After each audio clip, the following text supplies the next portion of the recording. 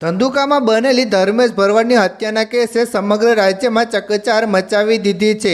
પરંતુ આ વખતે પોલીસ અને સરકારનું મૂડ કંઈ અલગ જ દેખાઈ રહ્યો છે। માત્ર ગણતરીની કલાકોમાં આરોપીની ધરપકડ જ નથી કરી, પરંતુ તેમના ગેરકાયદેસર સામ્રાજ્ય પર પણ દાદાનું બુલડોઝર ફરી વળ્યું છે। આજના વિડીયોમાં આપણે વાત કરીશું કે કેવી રીતે પોલીસે આરોપીને દબોચ્યા અને ગૃહમંત્રી હર્ષ સંઘવીએ લુખ્ખા તત્વોને શું ચેતવણી આપી છે। મિત્રો, અમદાવાદના ધંધુકામાં ધોળા દિવસે ધર્મેશ ભરવાડ નામના યુવકની છરીના ઘા ઝીકીને નિર્મમ હત્યા કરવામાં આવી હતી। આ ઘટનાને પગલે ભરવાડ સમાજ અને સ્થાનિકોમાં ભારે રોષ ફાટી નીકળ્યો હતો, પરંતુ અમદાવાદ પોલીસ અને પ્રશાસને તાત્કાલિક એક્શન લીધા હતા। હત્યાના ગણતરીને કલાકોમાં જ મુખ્ય આરોપી રિઝવાન મણિયાર અને સમીર અમદાનીને ઝડપી પાડવામાં આવ્યા હતા। અત્યારે આ બંને આરોપીઓ પોલીસ રિમાન્ડ પર છે અને તેમની કડક પૂછપરછ ચાલી રહી છે। આ હત્યા પાછળ કોઈ મોટું કાવતરું તો નથી ને? જેમ ઉત્તર પ્રદેશમાં બાબાનું બુલડોઝર ફેમસ છે, તેમ હવે ગુજરાતમાં પણ ગુનેગારોના ગેરકાયદેસર બાંધકામો સામે દાદાનું બુલડોઝર ગરજ્યું છે।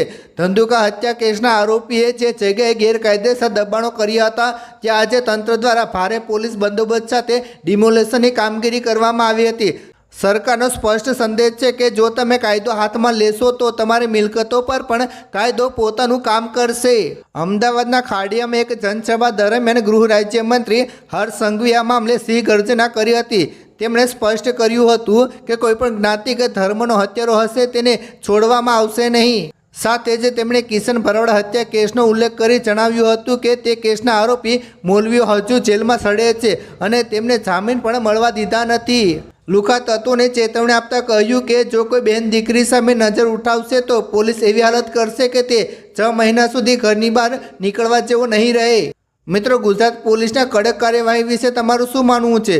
શું આ પ્રકારે બુલડોઝર ફેરવવાથી ગુનેગારોમાં ફાળ પડશે? તમારા મંતવ્યો નીચે કમેન્ટમાં જરૂર જણાવજો। અને જો તમને આ માહિતી ગમી હોય તો વિડીયોને લાઇક કરો અને શેર કરો।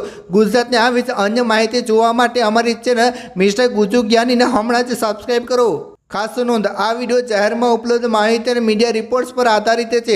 આમાં દર્શાવેલ માહિતી સંપૂર્ણ રીતે સત્ય હોય તે જરૂરી નથી। કોઈ વ્યક્તિ, સમાજ અથવા સમૂહને નિશાન બનાવવાનો ઉદ્દેશ્ય નથી। વ્યુઅર પોતાની સમજ પ્રમાણે માહિતીની પુષ્ટિ કરે।